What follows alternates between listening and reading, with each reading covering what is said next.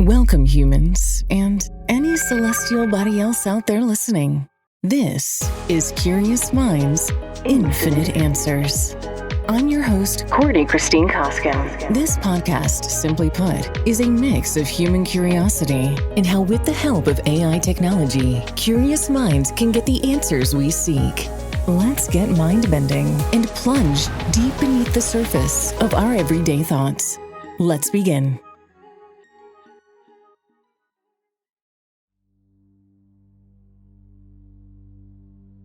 Some dreams stay with you. They're not just fragments of imagination. They become echoes that follow you into the waking world, lingering in your mind and refusing to let go. This story comes from one such dream, a dream that gripped me for days, stirring something deep within me. It's a work of fiction, but like all good fiction, it's inspired by the truths we wrestle with every day. It's a story of survival, division, and what it means to hold on to hope when the world as you know it falls apart. And so, I invite you to step into this dream, a dream I couldn't shake, and one that perhaps will leave its own echo with you.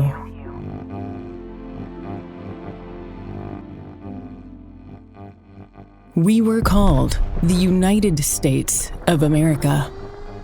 Yet for centuries, we've been divided by lines on a map. Through color and religion, ideals and class. And just like every 4 years, it was time, once again, for the vote. It was supposed to bring us together, but instead, it tore us apart. Neither side listened. Even when the words spoken could have bridged the divide, hate ensued. Shadows are calling, the curtain is drawn. How far we have fallen, I'm out on the run. Live in the violence, die by the sword. Deep in the fire, that's where darkness is born. I was just 12 when the cracks in our nation became too deep to hold together. Lines weren't just drawn on maps. They divided neighborhoods, families, and hearts. What began as a debate escalated into protests, riots, and eventually, a war. Not the kind of war fought between nations, but one within our own country. Friends turned into enemies, and family into foes. This was a war of ideology. Who was right? Who was wrong? Who was more right and the most wrong? This was a war of survival that emptied cities. An entire generation of our elderly was left abandoned, unable to keep pace with the chaos we had unleashed. They couldn't comprehend the battles waged by younger generations. Battles that still shaped their world, yet felt so distant from the lives they'd built. Their beliefs, rooted in a different time, didn't align with the ideologies fueling this modern war. And so, they were forgotten, dismissed, and left to fade away, alone and overlooked by the very people they once nurtured. This abandonment, a sight no beating heart could be numb to. Those who refused to take sides, we were left to fend for ourselves. Not everyone gave in to the chaos. Somehow, some of us found another way and strived to protect what little humanity remained. It's been 11 years in turmoil, and still no end in sight. Time had twisted the world into something unrecognizable. I'd met a group of survivors in Austin, a fleeting sanctuary in the chaos. But it didn't last. An attack on our safe house left only 3 of us alive. It happened on my 21st birthday. The attacks were always the same. Each side convinced their way was the only way forward. But the reality was far darker. Each side demanded total allegiance, hand over your resources, join their cause, or face the consequences. We survived only because we'd been out on a recon operation earlier that day, volunteering to gather supplies while others stayed behind. Happy birthday to me, the day I survived while others didn't.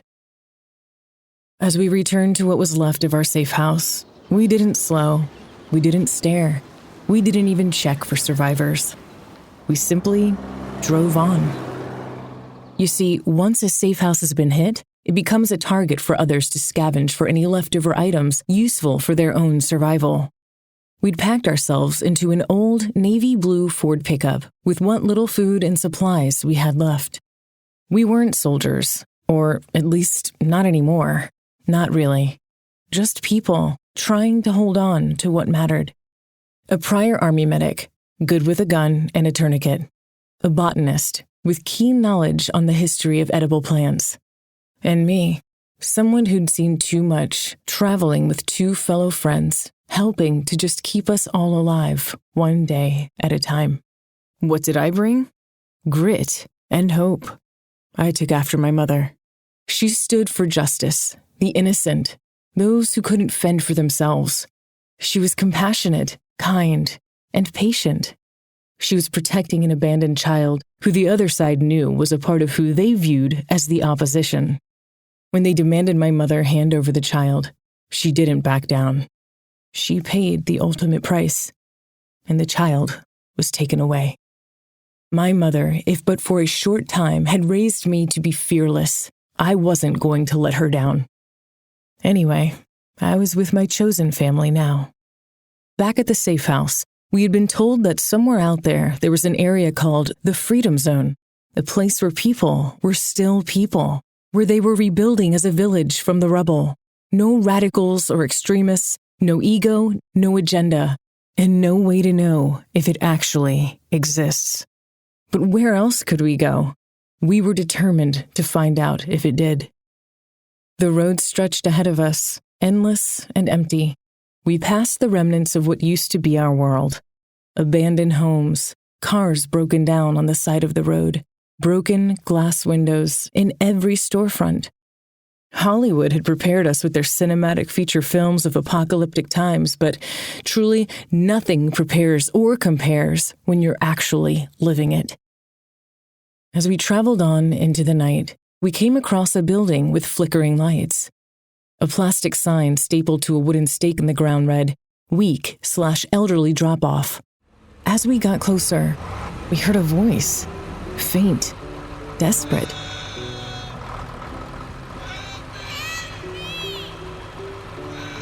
It was coming from inside the old brick building, its windows shattered.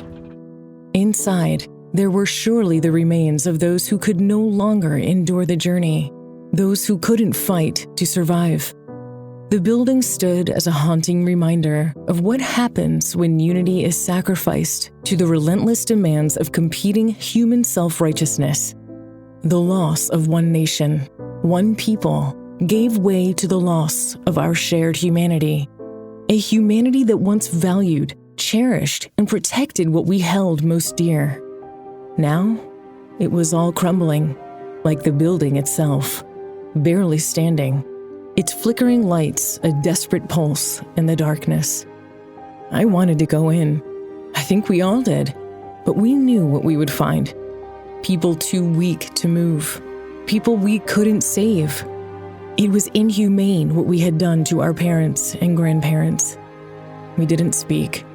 We just got back in the truck and drove on, sick to our stomachs.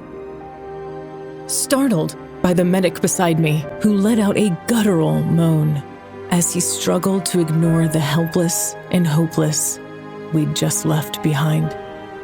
You see, he was born to save lives, and even if it meant sacrificing himself, he would stay true to his creed, prioritizing others and providing care. We locked eyes, and without words, he leapt out from the truck bed, saluted as if saying goodbye, and ran inside. Just like that, we left another one behind. Every mile felt heavier, every choice harder. Survival wasn't just about staying alive. It was about carrying the weight of those we left behind. The road seemed endless, stretching into a silence so heavy it felt like even the world itself had given up. We didn't talk much anymore. What was there to say? Suddenly, the botanist gripped my arm, peering out the window into the darkness.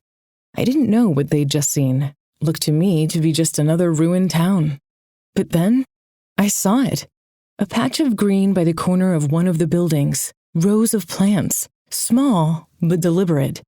Someone had been here recently. Against my better judgment, we decided to pull over, get out, and take a closer look.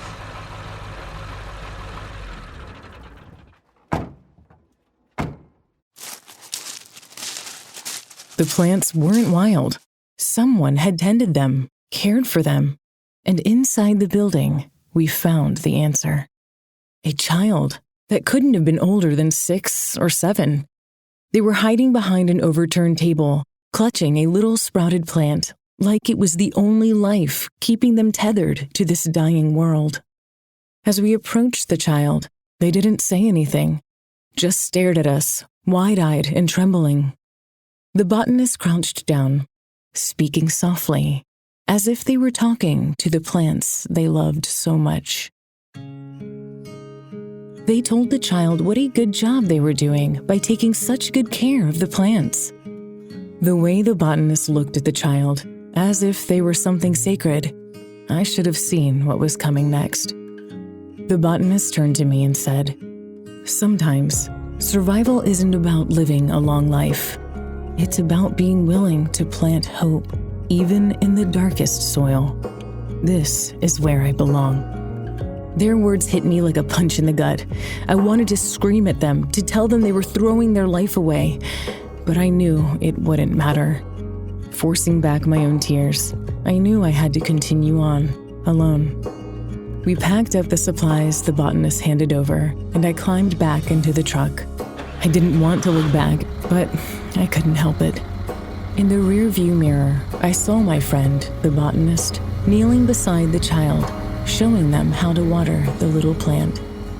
That's the last image I have of them, nurturing life in the middle of all this death.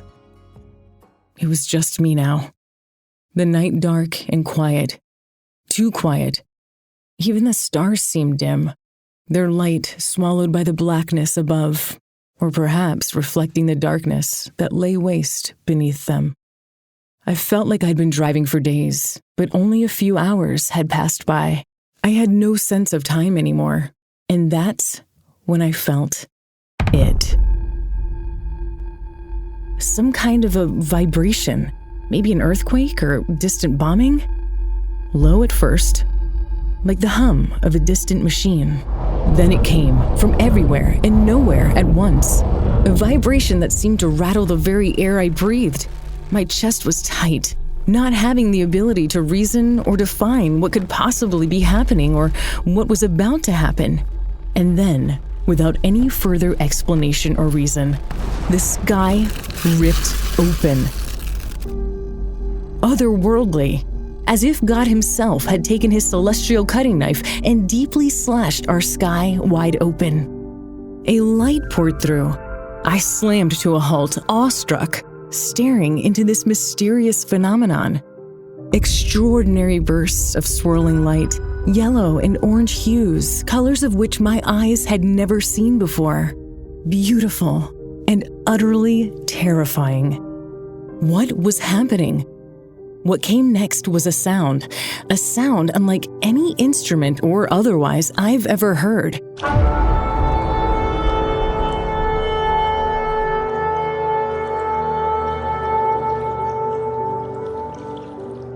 The sound pierced straight through to your soul. It wasn't just a sound. It was a force, a wave that rattled the earth and shook the truck beneath me. I could swear I could hear the rocks cry out. The only way to explain it is, it felt as if gravity and all the other atmospheric elements had shifted around me. The air, thicker. My body, abnormally heavy, couldn't move even if I tried. I was speechless and terrified, with not a soul to share in this mystery. All at once, memories and thoughts flooded my mind, unstoppable, pulling me back to my childhood. My mother would take me to a small church that spoke of revival, other tongues, and the second coming of Christ. They would talk about how one day the skies would split open and he would return on a white horse, the trumpet would sound, and he would bring the church home as King of Kings and Lord of Lords. All of a sudden, the wars waging around us, the moral challenges of us leaving our loved ones behind, everything up until now seemed to pale in comparison. Was this what they called the rapture? Would I be going to heaven? Or was my faith strong enough? But who could be sure? What if this was an invasion or something I couldn't even wrap my head around? All of these thoughts flooded my mind in a matter of seconds as I felt this strange force permeating through my body. And then, as suddenly as it began, it was over. The sky closed, the light faded, and all that shone were the stars. But something was different. The air felt charged, alive with an energy I couldn't see, but could feel in every cell in my body. I sat there for a long time, staring at the horizon, waiting for something, anything. But nothing came, just the quiet. Eventually, I started the truck and drove on, now in search of anyone else who might have witnessed it too. Whatever that was, whatever I saw, whatever I felt, it left me with more questions than answers. Was it a warning, a sign, or something else entirely? Perhaps I'll never have the answer I seek. Whatever in or out of this world it may have been, something was made clear to me that night. That this mystery was more than a spectacle. It was a revelation. In that moment of awe and terror, as the heavens tore apart, I felt impossibly small, fragile, like a grain of sand in an infinite cosmos. The wars we wage, the hate we harbor, and the divisions we cling to, all of it seemed so insignificant against the vastness of what lay beyond. Yet, it was a humbling reminder of our frailty and our interconnectedness as human beings. We are fragile, but in that fragility lies an extraordinary strength, the ability to endure not as isolated individuals, but as a collective bound by hope. Even in the darkest night, there is light, faint, but enough to guide us if we choose to see it. This fight isn't against one another, it's for one another. We're not meant to stand alone, grasping at survival while our brothers and sisters fall. We are meant to band together, to endure the storms of life as one humanity. The wars of men shrink to nothing when compared to the vast unknown of the cosmos. It's a perspective I cannot ignore, one that calls for humility and unity. If we are to survive, we must remember not just how small we are, but how strong we can be when we stand as one. Stories like these remind us that even in the face of unimaginable loss, there is something in us that refuses to surrender. The spark of hope, the will to endure, the choice to believe that light still exists in the darkness. Whatever the answers may be, the questions are what push us forward. Questions about who we are, what we fight for, and what we leave behind. So, as you step back into your own world, take a moment to reflect. What would you do if the sky suddenly split open? What would you hold on to? And who would you become? Thank you for spending this time with me and allowing me to take you on this story inspired by my dreams. I hope you'll join me next week as we continue to explore curious questions and seek out the answers together. Till next time.